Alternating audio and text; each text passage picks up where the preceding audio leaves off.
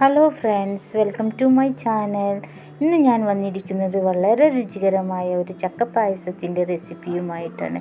ചക്ക ഇപ്പോൾ സുലഭമായി കിട്ടുന്നൊരു ടൈമാണല്ലോ, അതുകൊണ്ട് നമുക്ക് ചക്ക കൊണ്ടൊരു പായസം ഉണ്ടാക്കാം. അതിനു വേണ്ടി ഒരു 8 പീസ് ചക്ക എടുത്തിട്ടുണ്ട്, ഒരു 3 ശർക്കര. ആദ്യം തന്നെ ഈ ചക്ക കുരു കളഞ്ഞ് ചെറുതായി അരിഞ്ഞെടുക്കുക. ശർക്കര ഉരുക്കി അരിച്ചെടുത്ത് വെക്കുക. അത് ചക്ക ചെറുതായി അരിഞ്ഞെടുത്ത് വെച്ചിട്ടുണ്ട്. ശർക്കര ഉരുക്കി അരിച്ചെടുത്ത് കൊണ്ടുവന്നിട്ടുണ്ട്. ഒരു 1/2 കപ്പ് തേങ്ങ ചിരവി അതിൻ്റെ 1-ാം പാലും 2-ാം പാലും എടുത്ത് വെച്ചിട്ടുണ്ട്. പിന്നെ ചൊവ്വരി, അതൊരു കഴുകി വൃത്തിയാക്കിയതിന് ശേഷം ഒരു 4 മണിക്കൂർ കുതിർത്തെടുത്തതാണ്. തേങ്ങാക്കൊത്ത്. ഇനി ഇത് എങ്ങനെയാണ് ഉണ്ടാക്കാൻ പോകുന്നത് നോക്കാം. അതിനു വേണ്ടി ഒരു ചട്ടി എടുത്ത് ആ ചട്ടി ചൂടായതിന് ശേഷം അതിലേക്ക് കുറച്ച് നെയ്യ് ഒഴിക്കുക. നെയ്യ് നല്ലോണം ചൂടായതിന് ശേഷം അതിലേക്ക് നമ്മൾ അരിഞ്ഞു വെച്ചിരിക്കുന്ന തേങ്ങാക്കൊത്ത് ഇട്ട് മൂപ്പിച്ചെടുക്കുക.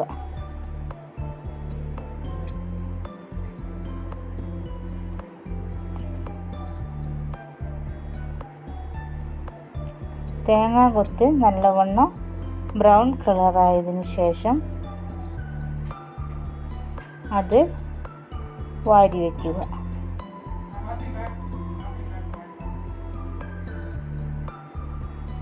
ഇതേ ചട്ടിയിലേക്ക് ഇനി നമുക്ക് അരിഞ്ഞു വെച്ച ചക്ക ഇട്ട് കൊടുക്കുക.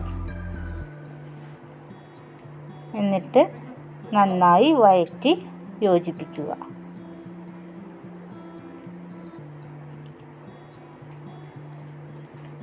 നന്നായി വഴന്നതിന് ശേഷം അതിലേക്ക് നമ്മൾ കുതിർത്ത് വെച്ചിരിക്കുന്ന ചൊവ്വരിയും കൂടി ചേർത്ത് വീണ്ടും നന്നായി വഴറ്റിയെടുക്കുക.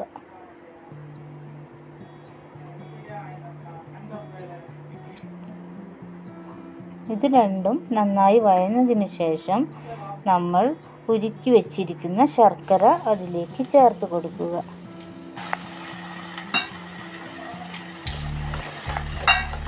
ഇതെല്ലാം നന്നായി യോജിപ്പിച്ചെടുക്കുക.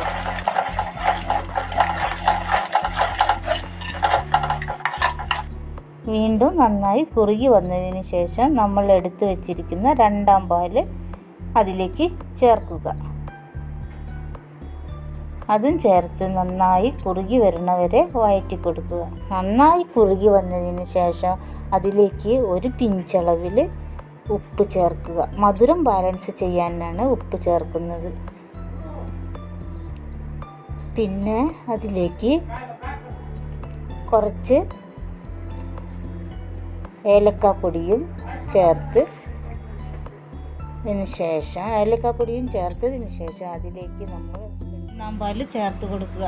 1-ാം പാല് ചേർത്തതിന് ശേഷം പിന്നീട് തിളപ്പിക്കേണ്ട ആവശ്യമില്ല. സ്റ്റൗ ഓഫ് ചെയ്യുക.